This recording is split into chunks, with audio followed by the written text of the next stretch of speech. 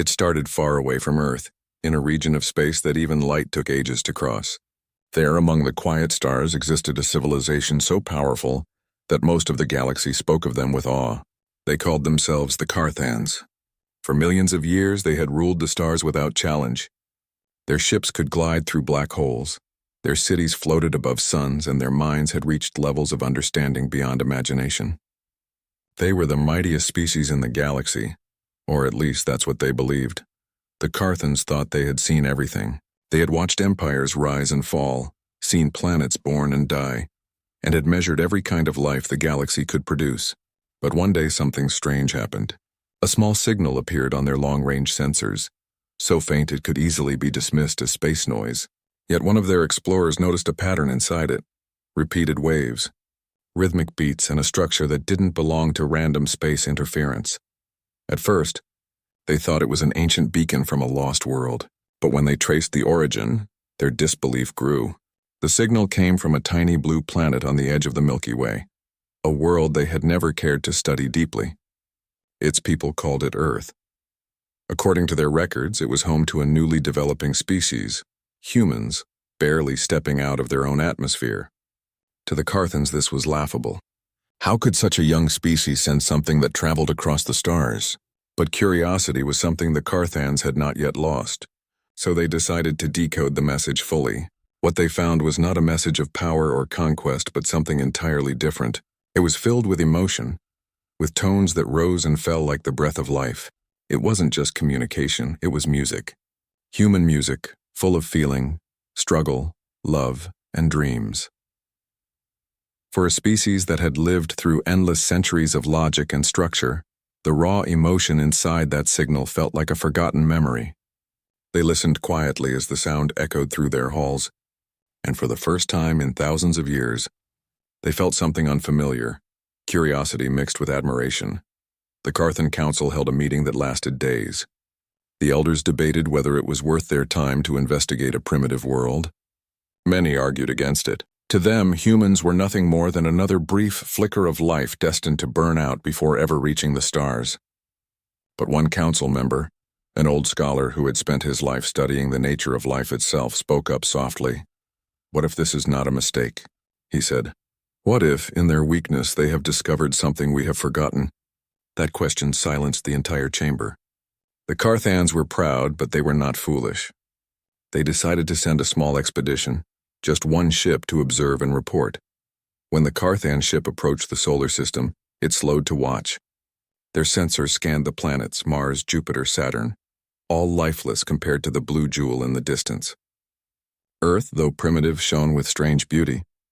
The ship's commander recorded everything: the swirls of clouds, the green lands, the dancing oceans. To them, it looked fragile yet full of energy. As they drew closer, the humans on Earth noticed something unusual. Satellites detected strange readings. At first, no one believed it. But when telescopes captured an enormous structure near the edge of the moon, the world went silent. Governments panicked. The media exploded with theories. Some said it was an alien ship, others called it a hoax. But deep down, everyone knew something extraordinary had arrived. For 3 days, the Carthans simply watched. They studied human transmissions, TV signals, radio waves, data streams. They listened to how humans laughed, argued, celebrated, and cried. They observed how divided the species was, yet how strongly it dreamed. They saw war and peace, destruction and kindness, all woven together in one fragile civilization. To them, humanity was a contradiction, but a fascinating one. Finally, the Carthans sent a message. It was simple, translated into every major human language. "We seek to understand." That was all it said. The world changed overnight. Leaders gathered in emergency meetings. Scientists worked without sleep to build a response. For the first time, humanity wasn't fighting among itself. Every nation, every culture, every belief set aside differences to face the unknown together. They built a message using their best minds, combining words, images, and symbols of peace. The response was sent to the stars with trembling hope. The Carthans received it instantly. They watched the message in silence. It wasn't perfect, but it was honest. The humans introduced themselves not as conquerors, but as learners. They admitted they were small compared to the universe, but they expressed a wish to know, to grow, and to share. That touched something deep inside the Carthans.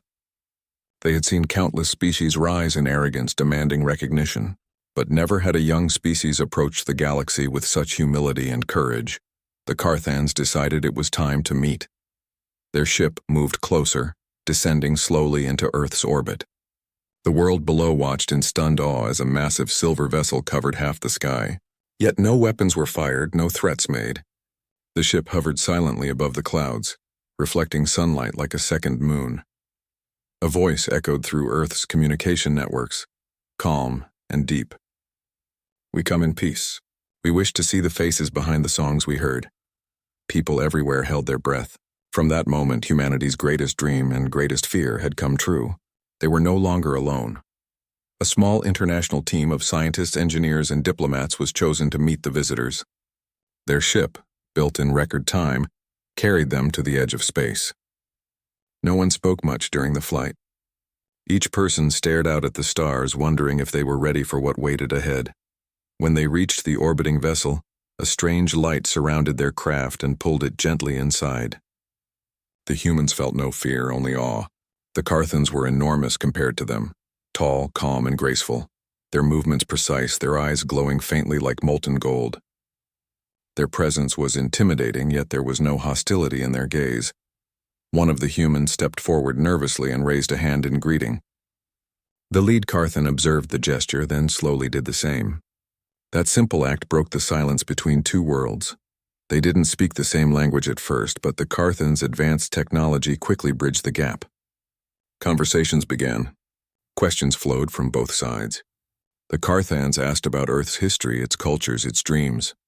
The humans asked about the stars, about how life had survived so long in distant systems. What surprised the Carthans most was humanity's spirit. Every answer they received carried emotion. Even when humans spoke of failure or war, there was a spark of resilience in their words. They didn't hide their flaws. Instead, they accepted them as part of who they were. One Carthan scientist later recorded in her logs, "These beings are fragile in body, yet unbreakable in will." The meeting lasted hours, then days. The Carthans observed how humans adapted quickly, how they smiled even when afraid, and how they never stopped asking questions. It reminded the Carthans of something they had lost, wonder. When the humans finally returned to Earth, the world welcomed them as heroes. They spoke about what they had seen, the immense technology, the calm intelligence, and the strange kindness of the Carthans. But the most powerful message they carried was not about alien ships or cosmic knowledge. It was about how the visitors saw humanity, not as weak or primitive, but as something extraordinary in its own way. The Carthans, from their ship, continued to watch Earth as it turned beneath them. They realized that for all their power and wisdom, there was still something new to learn from a small, fragile species that dared to sing into the void, and so began a story that neither Earth nor the galaxy would ever forget. The story of how the mightiest species in the stars met humans, and how in that moment, history quietly began to change forever. The day of the first true meeting between humans and the Carthans began with silence. It was not the kind of silence that comes from calm, but from the weight of something historic. Every television screen, every phone, every radio was tuned to a single event that would define all of humanity. The entire planet seemed to hold its breath. The Carthans had sent coordinates for a neutral place to meet, somewhere neither side could claim as their own. They had chosen the empty space between Earth and the Moon. A small floating platform appeared there overnight, shimmering faintly like glass and light combined.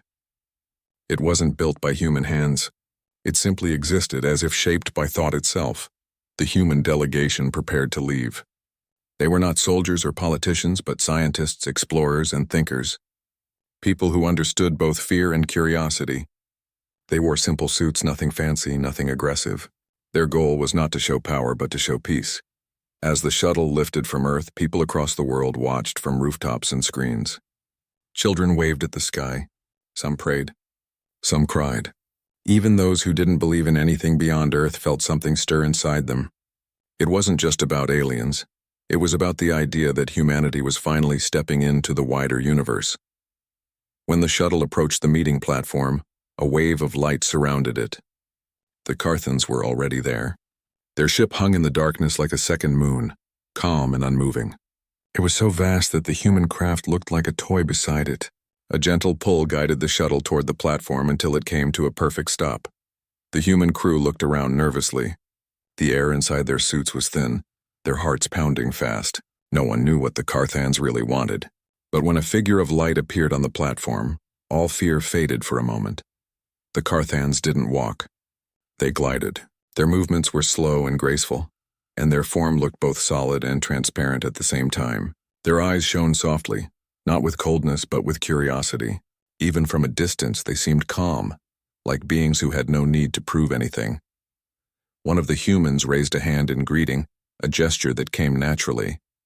The Carthan paused for a moment, watching, then slowly lifted its arm and copied the gesture. It was the first sign of understanding between two worlds. The translators activated, and the first words exchanged in history between species echoed through the quiet space. The Carthan spoke first. "We see your world. It is beautiful, fragile, full of voices." The human leader answered, voice trembling slightly. "We welcome you. We are honored that you came." There was a long pause. The Carthan tilted its head slightly, as if studying every sound, every emotion in the human's voice. "You are not what we expected," it said. The humans exchanged glances. "What did you expect?" The Carthan's eyes flickered gently. "A young world reaching for the stars usually screams for power. You sing instead." That line was remembered forever. Over the next few hours, they spoke about simple things: Earth, the oceans, the weather, music, and dreams.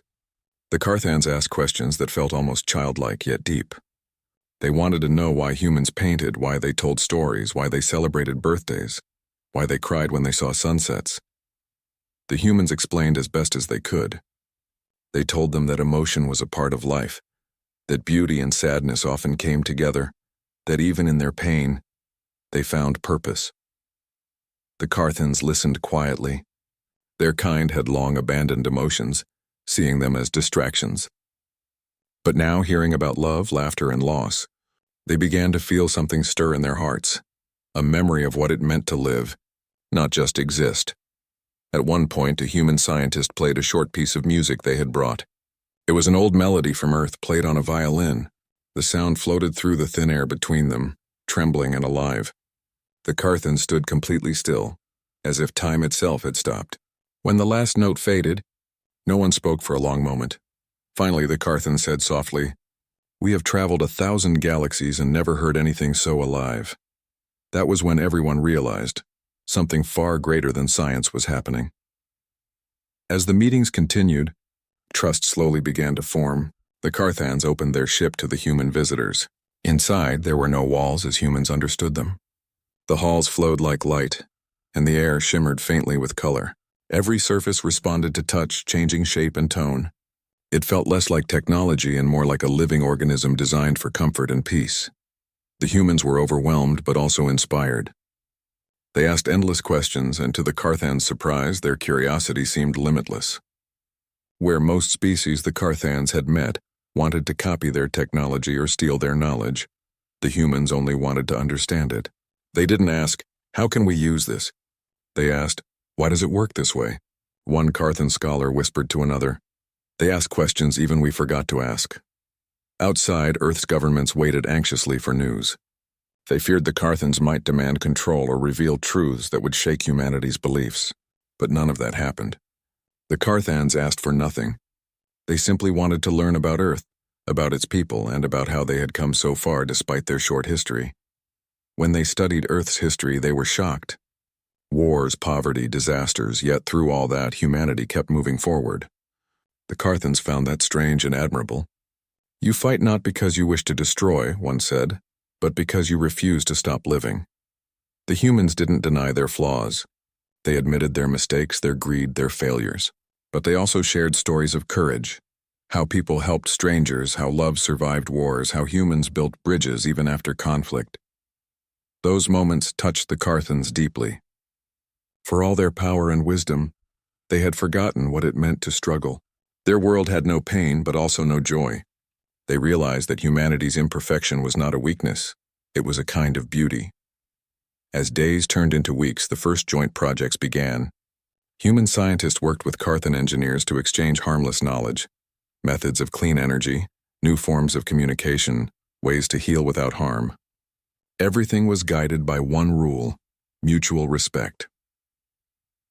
One night, while orbiting Earth, a Carthan elder stood before the planet's glowing surface. "So small," he murmured, "and yet it shines brighter than entire empires." It wasn't just technology that impressed the Carthans. It was the human heart. On the final day of the first encounter, a simple ceremony took place on the platform. No grand speeches, no politics. Just a few words shared between two species who had looked at each other and seen something familiar. The human leader said, "We came here with fear, thinking we were less. But you made us feel seen." The Carthan replied, "And you reminded us that to feel is not weakness. It is what makes life worth the stars." For a long time after the meeting, neither side moved. The humans looked up at the shining forms of the Carthans and felt humbled yet proud. The Carthans looked down at these small, fragile beings and felt something they hadn't in centuries: hope. When the humans finally returned to Earth, the ship's re-entry trail lit up the night sky like a comet. People gathered everywhere to watch.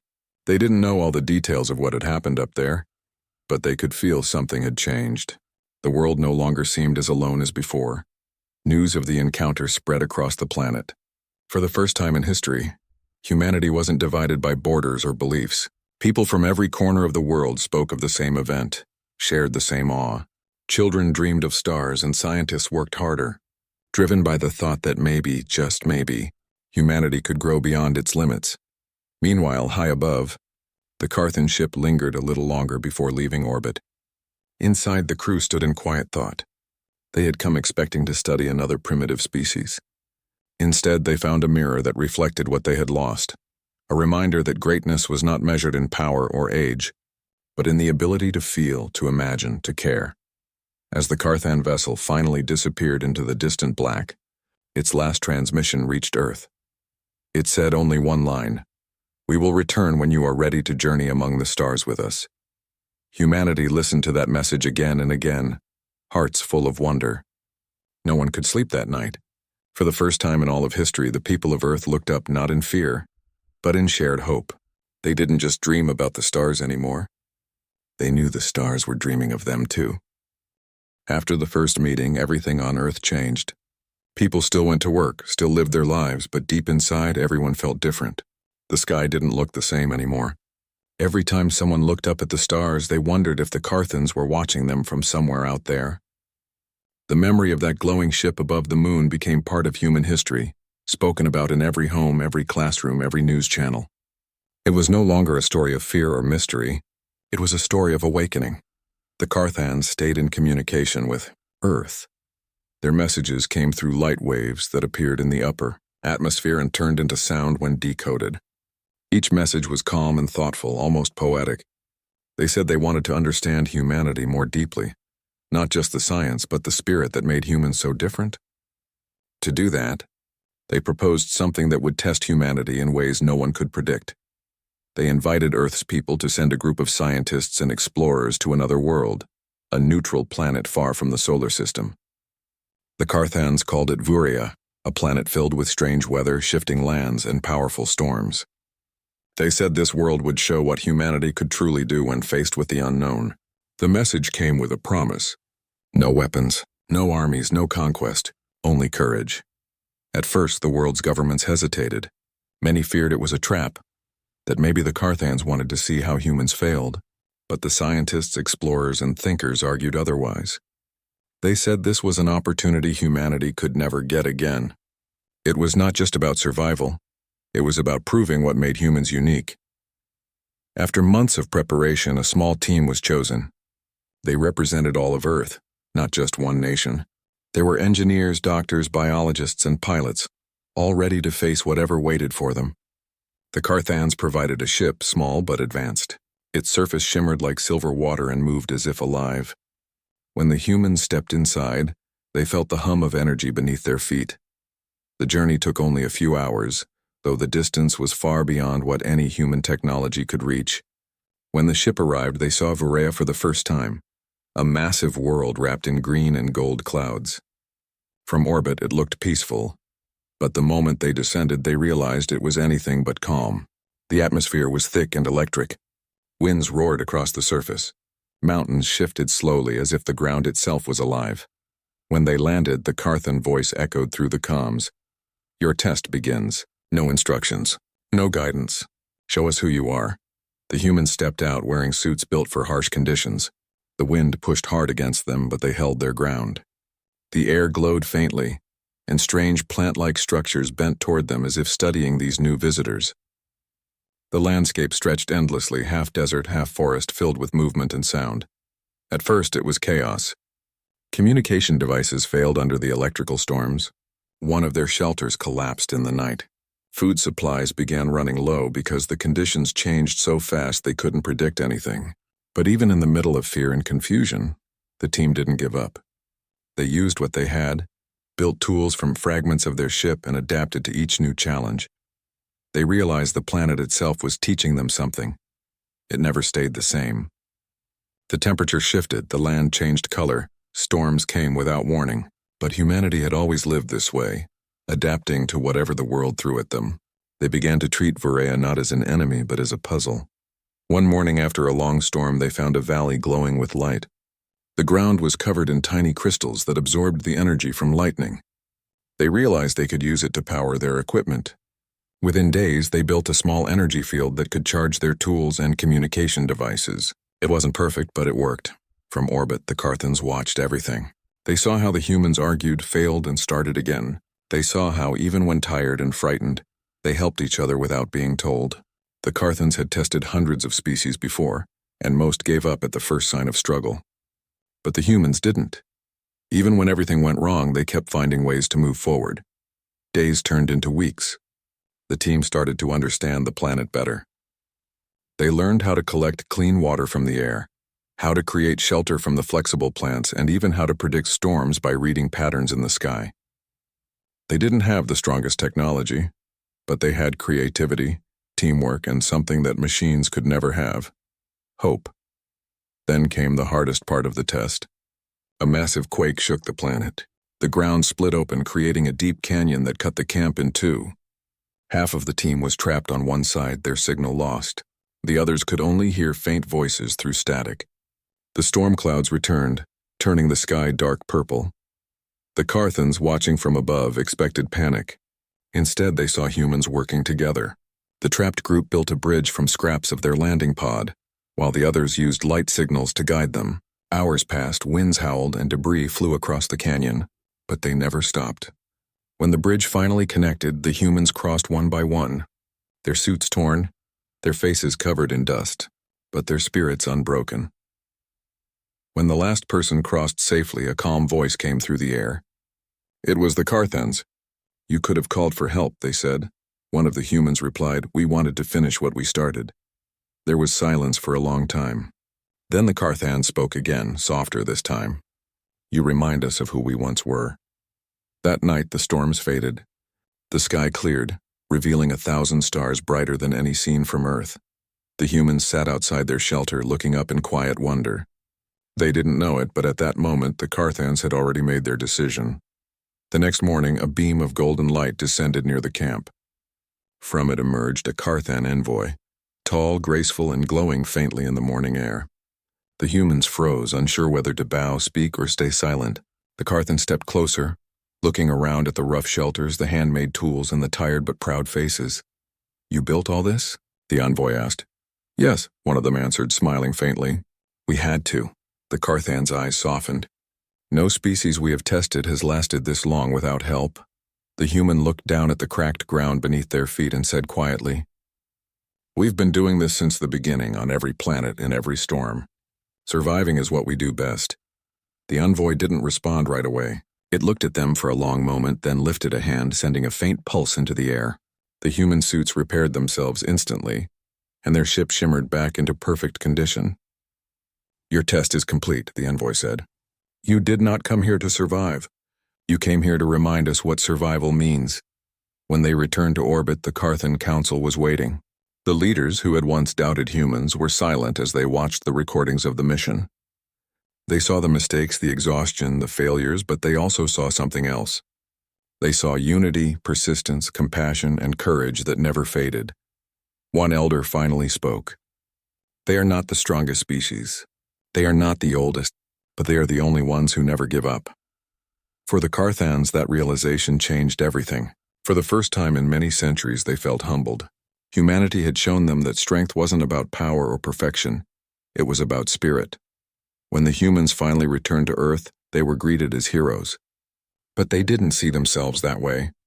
They told the world the truth, that they weren't chosen because they were special, but because they represented what every human carried inside: the ability to adapt, to learn, and to keep moving forward even when everything falls apart. That message spread across the planet like fire. People felt proud not of their technology but of their humanity. They realized that maybe, in a universe filled with ancient and mighty beings, it was their imperfect hearts that made them truly powerful. As the Carthan ship left Earth's orbit, one last transmission came through. The test is not over. The real journey begins when you take your first step into the stars. And for the first time in history, the people of Earth understood they weren't being tested anymore. They were being invited. When the humans returned from the planet called Varea, they didn't come back as they had left. Something in them had changed. They had faced storms that could tear steel apart, lands that shifted under their feet, and silence so deep it could break a person's mind. But they had also found something powerful inside themselves, something they didn't even know existed. They came back not just with data or samples, but with stories of courage, teamwork, and discovery. The Carthans watched them quietly. For centuries they had believed knowledge was the highest form of existence. They had built empires of logic and science, conquered the mysteries of time and matter, and shaped entire worlds. But when they saw those humans return, bruised, tired yet smiling, they realized they had forgotten something important. Knowledge was not the same as wisdom, and perfection was not the same as life. In the days that followed, the Carthans invited the human team to stay with them. They wanted to learn from them, not just their science, but their way of thinking. The humans were surprised. They had expected to be students, not teachers. Yet every time they spoke about how they survived, the Carthans listened like children hearing a story for the first time. The Carthans asked, "Why did you not give up when the storms came?" One of the humans answered, "Because we didn't have another choice. On Earth we've faced storms, hunger, and darkness. We learned to keep going because life never waits for us to stop." The Carthans were silent for a while. That answer touched something deep in them. Their world had been peaceful for so long that they had forgotten struggle. They had forgotten what it meant to fight not for power but for hope. As the days turned into weeks, something unexpected began to happen. The Carthan scientists started to change. They became more open, more curious, more emotional. They began to laugh again, something rare in their culture. Some even began creating art, something they had abandoned long ago, thinking it had no purpose. They painted the humans' ship, sculpted their faces, and composed songs inspired by their courage. One evening, in the Great Hall of Light, the Carthans invited the humans to witness something they hadn't seen before. A massive energy sphere hovered above the floor, swirling with color. It showed memories, scenes from Carthan history, moments from their rise to power, their triumphs, and their long loneliness. One elder Carthan spoke softly. "We built our empire to escape chaos. We removed pain, conflict, and emotion. We thought it made us strong, but it also made us empty." The humans watched in silence. They could see how much the Carthans had lost in their quest for perfection. Then one of the humans said gently, "Maybe what you call chaos is what keeps us alive. Pain reminds us that we can feel, and feeling reminds us that we still care." The hall stayed quiet after that. Even the lights around them seemed softer. From that day, the Carthans changed their way of studying humanity. They stopped focusing on human weaknesses and began focusing on what made humans grow stronger. They studied creativity, empathy, and imagination. They called it the awakening, not because humans awakened the Carthans, but because both species had awakened something within each other. Together, they worked on new projects. The Carthans shared some of their technology, but the humans didn't just copy it. They improved it in ways that surprised even the most advanced Carthan minds. When a system failed, humans didn't panic. They improvised. When an experiment didn't go as planned, they laughed and tried again. To the Carthans, this was something new. For them, failure had always been a flaw. For humans, failure was a teacher. One day, a Carthan engineer approached a human and asked, "Why do you smile when things break?" The human replied, "Because when something breaks, we know we're close to learning how to fix it." That simple answer spread through Carthan society like light through glass. It became a new way of thinking, a reminder that growth and imperfection were part of the same path. As months passed, Carthans began to reintroduce art and emotion into their world. They opened learning halls where young Carthans painted stars and told stories inspired by Earth. They even began using music again to express what they couldn't put into words. And in every melody there was a hint of human rhythm, a reminder of the blue planet that taught them to feel again. But not everyone among the Carthans was happy about this change. There were factions who believed emotion would make their species weak again. They said humanity was dangerous, unpredictable, and too wild to be trusted. They argued that the Carthans were losing control of their ancient ways. Rumors began to spread across their worlds. Some Carthan leaders called for ending all contact with Earth before it was too late. They feared that if the humans kept influencing their people, the Carthan order would crumble. The Carthan Council grew divided.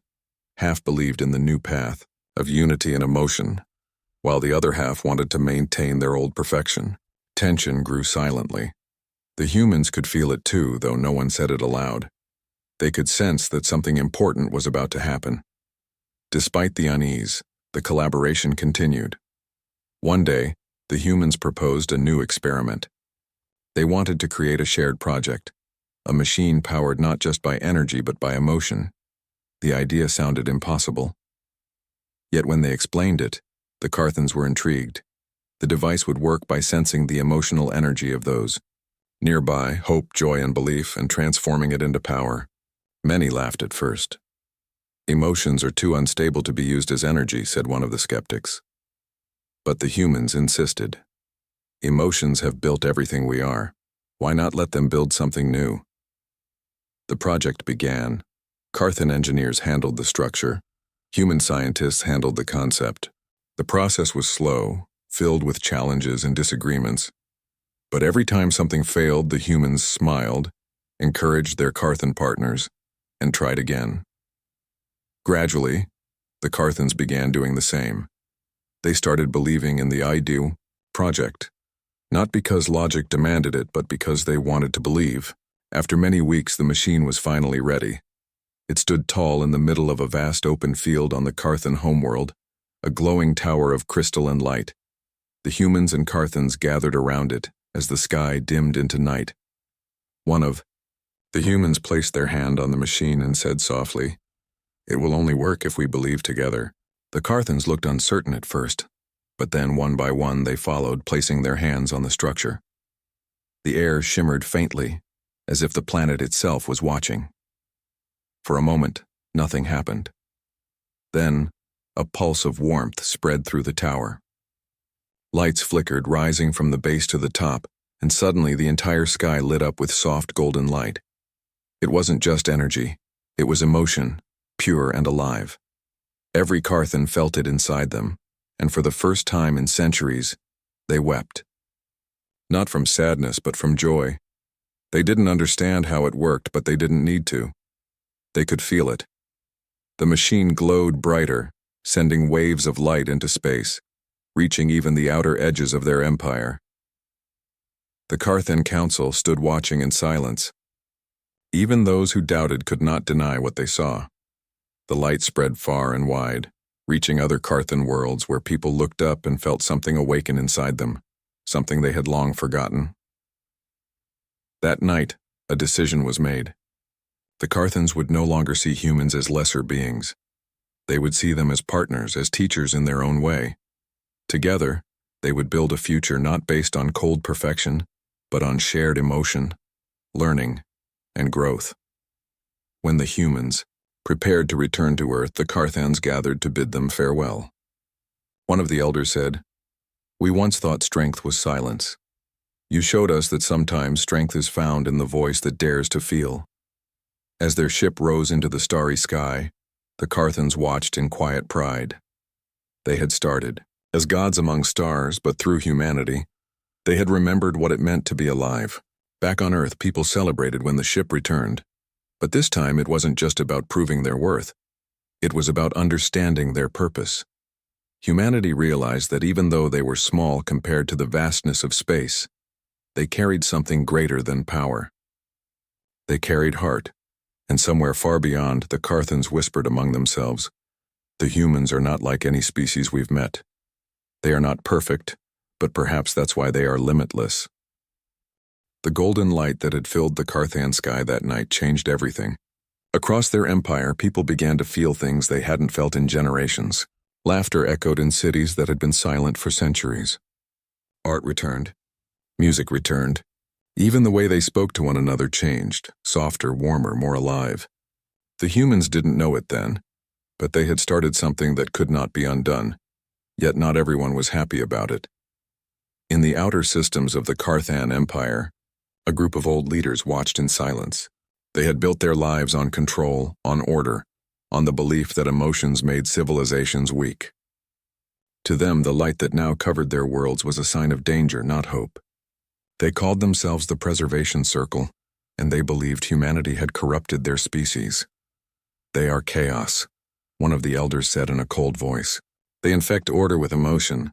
They bring noise into harmony." At first they only talked, but soon their words turned into plans. They decided that if the humans stayed, their empire would fall apart. On the main Carthan world, the human team continued their work, unaware of the storm forming far away. They were helping design new technology powered by emotion, tools that could heal, grow food, or create energy from unity instead of destruction. It was the first time in galactic history that two species had worked together like family. The humans had learned the Carthans' logic, and the Carthans had learned humanity's heart. Then one night, without warning, everything changed. A massive pulse rippled through the communication systems. The skies over the Carthan capital flickered, and the great energy machine, the same one that had united them all, began to dim.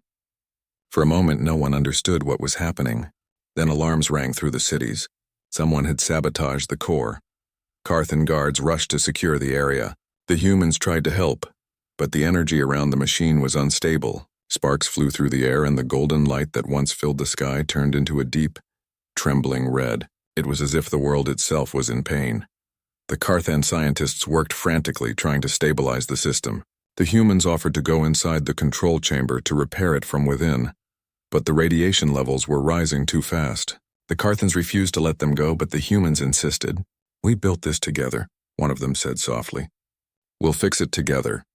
Inside the chamber, heat and noise pressed on every surface. The system was collapsing. They realized the sabotage was not random. It had been done with precision. Someone wanted the machine to fail so that humanity would be blamed. The human team pushed themselves beyond their limits. Sweat dripped down their faces, their hands shaking, but they didn't stop. They remembered Earth, the storms, the hunger, the endless struggle to survive, and that memory kept them going. Outside, the Carthans watched helplessly. They could feel the energy flickering between life and death. Every heartbeat seemed to echo through the entire planet. Then suddenly the red glow began to fade. A single spark of golden light rose again. Slowly, the machine began to stabilize. The humans had done it. But when they came out, they were weak and exhausted. The crowd that had gathered broke into quiet applause, some even shedding tears. It was a moment of unity, fragile but real. That night, however, the Preservation Circle acted again. They sent messages across the Empire, blaming humans for the attack. "They tried to control our power," one broadcast said. "They wanted to enslave our minds with their emotions." Fear began to spread. Some believed the lies. Others didn't. The Carthan Council was forced to meet in secret. The humans were invited, but the air was heavy with mistrust. One Carthan elder looked at them with tired eyes. "You gave us life again," he said, "but not everyone is ready to live." The humans understood. They had seen this before, and back on Earth, where change always came with fear. They knew that progress was never smooth. It was a road built with both hope and resistance.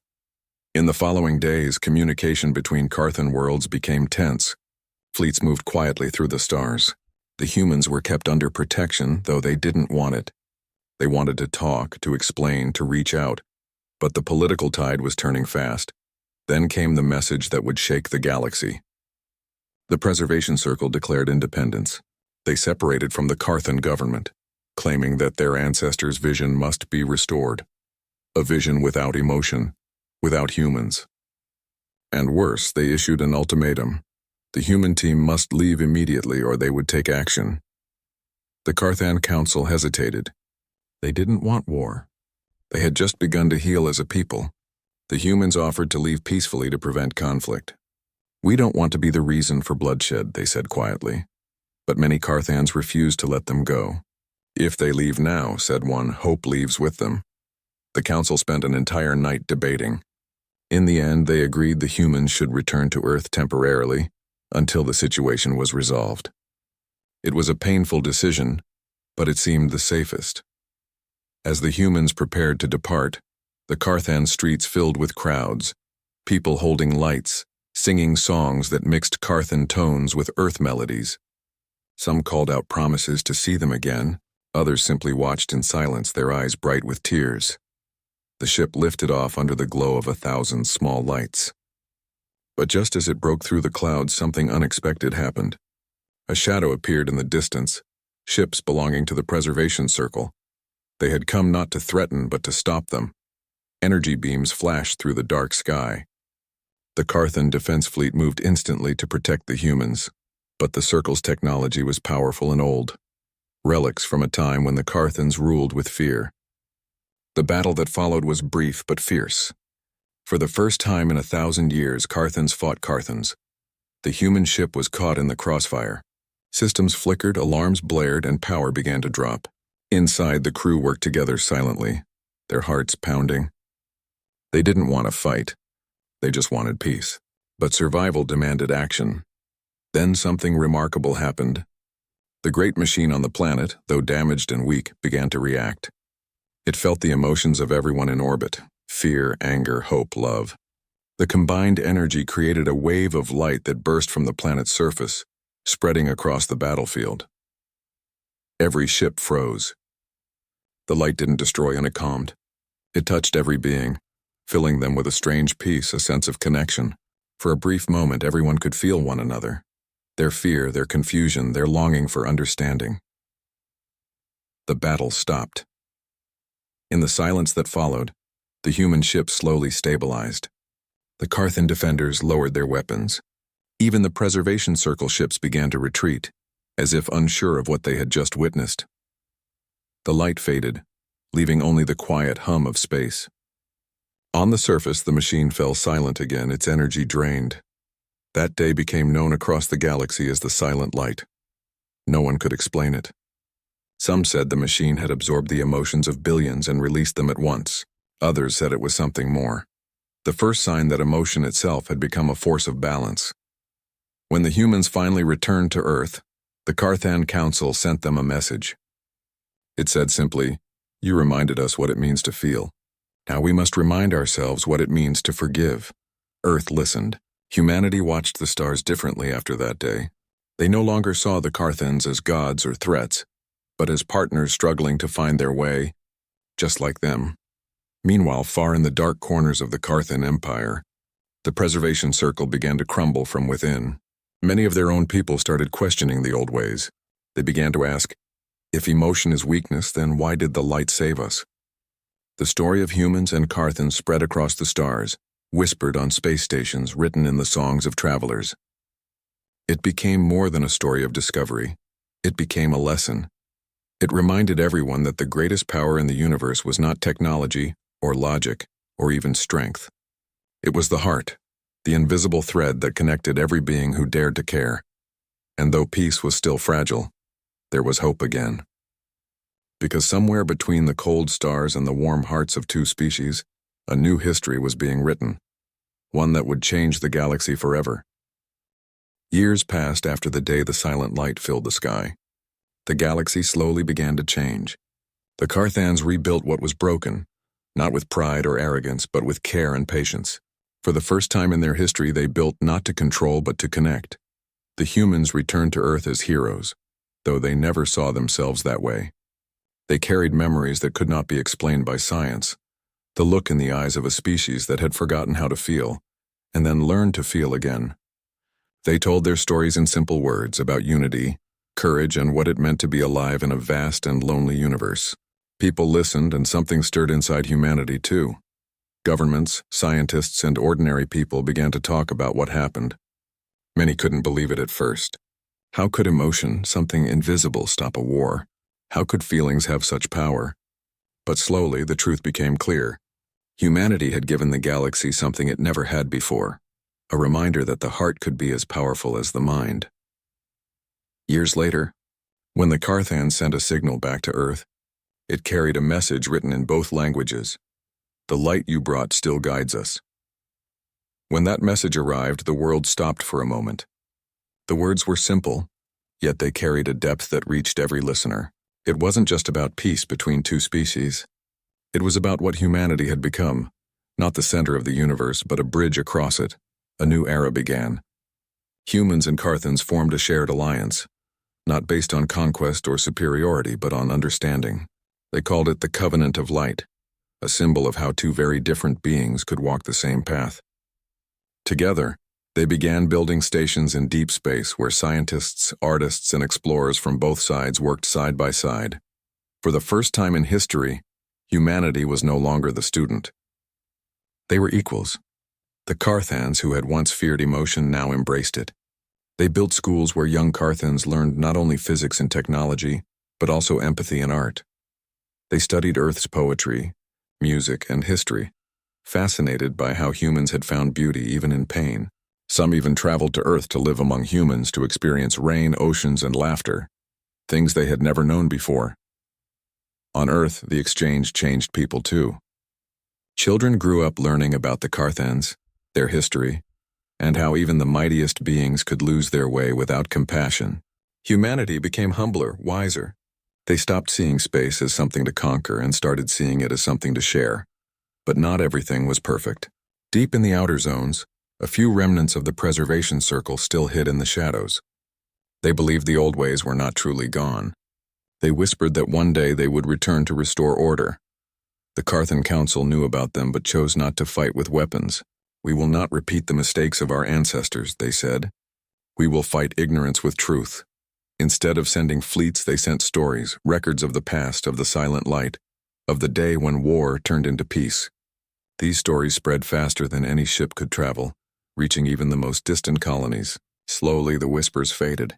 Even those who had once hated humans began to question why. Meanwhile, humanity continued exploring. With Carthan help, they reached deeper into the galaxy than ever before. They discovered new worlds, strange life, and mysteries that reminded them how small they still were. But this time they didn't explore alone. Every ship carried both humans and Carthans. Every mission was built on trust. In one mission, far beyond the known maps, they found ruins of an ancient civilization, far older than the Carthans. The ruins told a story of a people who once ruled the stars but vanished after losing the will to feel. It was as if history was repeating itself across the universe. The discovery shocked both species, but it also strengthened their belief that emotion, empathy, and connection were not weaknesses, they were survival itself. When the report reached the Carthan homeworld, the council held a ceremony. They invited the human representatives to stand beside them. One elder said, "We once thought knowledge alone could save us, but it was you who showed us that only those who care can truly survive the test of time." The crowd applauded softly. It wasn't celebration, it was gratitude. Years kept passing. Generations changed. The humans who had first met the Carthans grew old. Some chose to live their last years among their alien friends, beneath the same skies that once glowed golden. They watched the new generation grow up, children who spoke both Earth and Carthan languages fluently, who saw no difference between the two species. On one peaceful evening, an old human sat on a hill overlooking the Carthan capital. The sky shimmered faintly with colors and a reminder of the silent light long ago. A young Carthan sat beside them. "Do you ever miss Earth?" the young one asked. The human smiled softly. Sometimes. "But I think home isn't just a place anymore. It's wherever people choose to understand each other." The Carthan nodded thoughtfully. "You changed us," they said. The human chuckled. "Maybe you changed us too." They sat there quietly, watching the stars. The galaxy was vast, endless, full of secrets yet to be discovered. But in that moment, everything felt peaceful. Back on Earth, people often looked at the night sky differently now. They didn't see the stars as faraway lights. They saw them as reminders that out there, among billions of stars, they had friends. The story of humanity and the Carthans became part of school lessons, songs, and art. It reminded everyone that even the smallest spark could light up a whole sky. Over time, the covenant of light grew stronger. Other civilizations, seeing the peace between humans and Carthans, began reaching out. Some had been silent for centuries, watching from the edges of the galaxy. Now, inspired by what they saw, they too wanted to join. The galaxy slowly turned from a cold, divided place into a network of shared hope. The humans often laughed about how it all began. One small planet meeting the mightiest species in the galaxy. They had once been seen as weak, emotional, and fragile. But those very emotions became their greatest strength. And for the Carthans, who once believed perfection was power, the lesson was even deeper. They learned that to be perfect was to stop growing, and that imperfection was what made life beautiful. Many years later, on the anniversary of the Silent Light, the Carthans held a grand gathering. Representatives from every world in the Alliance came. Humans, Carthans, and others who had since joined the Covenant stood side by side. The great energy machine, now repaired and reawakened, shone again, not as a weapon or a source of control, but as a symbol of unity. The elder Carthan who led the ceremony spoke softly. "Once we were the mightiest. But might without compassion is hollow. The day we met humans, we met our reflection, and through them we learned to live again." The crowd fell silent. Then the machine began to glow, releasing a gentle wave of golden light that rose into the sky. It was peaceful, calm, and alive. Not blinding, not powerful, just warm. Every being present felt it, that same connection that had once stopped a war. It spread across the Alliance worlds, touching hearts, reminding everyone that strength did not come from control but from care. Far away, on Earth, the golden light was visible in the night sky for a few seconds. People stopped in the streets looking up. No one knew what caused it, but deep down they understood. It was a reminder that somewhere out there across the galaxy, humanity's story still shined.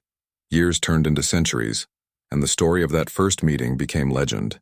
But even legends have truth hidden within them, because it was true. The mightiest species in the galaxy did meet humans, and history truly changed forever. Not because of war or power or conquest, but because one small, emotional, imperfect species reminded the universe that to feel is to live, and to live is the greatest strength of all.